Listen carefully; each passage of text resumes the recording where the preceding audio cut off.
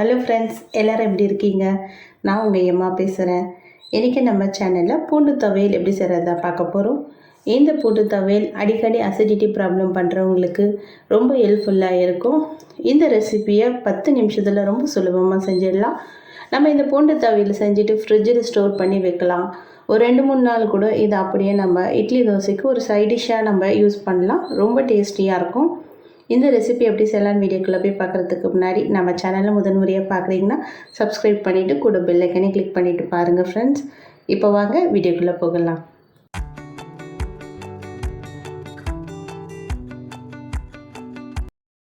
Friends, இந்த பூண்டு துவையல் செய்கிறதுக்கு இப்போ ஸ்டவ்வில் ஒரு கடாய் வச்சிடலாம். இந்த கடாய் சூடாகி வரட்டும். சூடாகி வந்ததுக்கப்புறமா இதில் 2 டேபிள் ஸ்பூன் அளவுக்கு எண்ணெய் சேர்த்துடலாம். எண்ணெய் சூடானோடனே ஸ்டவ்வை லோ ஃப்ளேமில் மாற்றிட்டு இதில் 2 டேபிள் ஸ்பூன் அளவுக்கு உளுத்தம்பருப்பு சேர்த்துடலாம். உளுத்தம்பருப்பு சேர்த்துட்டு இது போல் கொஞ்சமாக வதக்கி விட்டுட்டு இப்போ நம்ம இது பொன்னிறமாக மாறி வரத்துக்கு முன்னாடியே இதில் 15லேருந்து 20 பூண்டு பல் அளவுக்கு சேர்த்துக்கலாம். நான் பெரிய பல் பூண்டுன்றதுனால 15லேருந்து 20 பல் பூண்டு போல் நான் சேர்த்துருக்கேன். நீங்கள் சின்ன பூண்டு சேர்க்குறதா இருந்ததுன்னா 20லேருந்து 30 கூட தாராளமாக சேர்த்துக்குங்க. இது இந்த எண்ணெயிலே நல்லா வதங்கி வரணும் இந்த பூண்டு. இப்போ இது கூடவே ஒரு சின்ன துண்டு அளவுக்கு பெருங்காயம், கட்டி பெருங்காயம் தான் நான் சேர்த்துருக்கேன். நீங்கள் தூள் பெருங்காயம் சேர்க்குறதா இருந்தால் நீங்கள் இதை நல்லா வதக்கி எல்லாம் முடித்ததுக்கப்புறமா கடைசியாக கூட சேர்த்துக்கலாம். நான் கட்டி பெருங்காயம் சேர்க்குறதுனால இப்போவே சேர்த்துருக்கேன். ஒரு சின்ன துண்டு அளவுக்கு 2 மிளகு சேர்ந்தா இருக்கும்ல, அந்த அளவுக்கு சைஸில் நான் கட்டி பெருங்காயம் சேர்த்துருக்கேன். இப்போ நம்ம இது கூடவே 2 கொத்த அளவுக்கு கறிவேப்பிலை சேர்த்துக்கலாம். கறிவேப்பிலை சேர்த்துட்டு இது போல் வதக்கி விட்டுடலாம். நம்ம பூண்டு வதங்க தான் நேரம் எடுக்கும், மற்றபடி மற்ற பொருள் எல்லாம் சீக்கிரமாக வதங்கி வந்துடும். அதனால் ஒரு பொருளும் சேர்த்துட்டு இது போல் வதக்கி விட்டுடலாம். இப்போ இது கூடவே 4-5 வரமிளகாய், ரெட் சில்லி தான் நான் சேர்த்துருக்கேன். இது கலர் கொஞ்சம் அதிகமாக எடுத்து கொடுக்கும், காரம் குறைவாக தான் இருக்கும். காரத்துக்காக 3 வரமிளகாய் சேர்த்துக்கலாம். சேர்த்துட்டு இது போல் நல்லா வதக்கி விட்டுடலாம். இப்போ நல்லா வதங்கி வந்துடுச்சு இந்த வெங்காயமும். இப்போ நம்ம ஒரு பெரிய நெல்லிக்காய் சைஸ் அளவுக்கு புளி சேர்த்துக்கலாம்.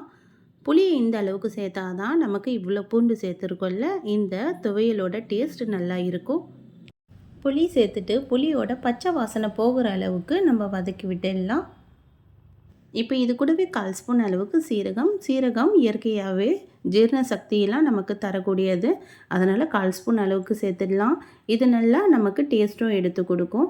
இப்போ ஸ்டவ் ஆஃப் பண்ணி விட்டுடலாம். இந்த சீரகம் சேர்த்ததுக்கப்புறமா இதில் 4-5 டேபிள் ஸ்பூன் அளவுக்கு தேங்காய் திருகல் தான் சேர்த்துக்கிறேன்.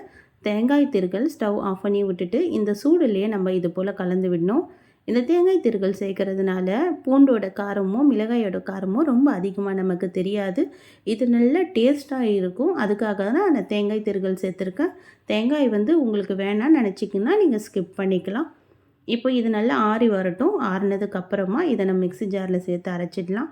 இப்போ இதுக்கு தேவையான அளவுக்கு உப்பு இப்போவே நான் சேர்த்துறேன். கல்லுப்பு சேர்த்துட்டு இது போல் நல்லா கலந்து விட்டுடலாம். இது நல்லா ஆறி வந்ததுக்கப்புறமா கொஞ்சமாக தண்ணி சேர்த்துட்டு இந்த துவையலுக்கு ஏற்ற அளவுக்கு தண்ணி சேர்த்து அரைச்சி எடுத்துக்கலாம். தண்ணி ரொம்ப அதிகமாக சேர்க்க வேண்டாம். துவையல் அரைக்கும் போது கொஞ்சம் திக்னஸாக இருந்தால் தான் நல்லாயிருக்கும். அதனால் கொஞ்சமாக தண்ணி சேர்த்து அரைச்சா போதும். இப்போ நல்லா அரைச்சி எடுத்தாச்சு. இந்த அளவுக்கு கொஞ்சம் கொரகொரப்பாக நம்ம அரைச்சி எடுத்துருக்கோம். அவ்வளோதான், சூப்பரான பூண்டு துவையல் நமக்கு ரெடி ஆகிருக்கு. உங்களுக்கு தேவைப்பட்டதுன்னா நீங்கள் இந்த பூண்டு துவையல் தாளிச்சுக்கோங்க. நான் கொஞ்சம் சீரகம், கடுகு, 1/2 ஸ்பூன் எண்ணெய் சேர்த்து கருவேப்பிலை போட்டு கொஞ்சமாக தாளிச்சிட்டு உங்களுக்கு தேவைப்பட்டதுன்னா தாளிச்சுக்குங்க. இல்லைன்னா அப்படியே நம்ம சர்வ் பண்ணலாம். நீங்களும் கண்டிப்பாக வீட்டில் ட்ரை பண்ணி பாருங்கள் ஃப்ரெண்ட்ஸ். இந்த வீடியோ பிடிச்சிருந்தால் லைக் பண்ணுங்கள். தேங்க்யூ.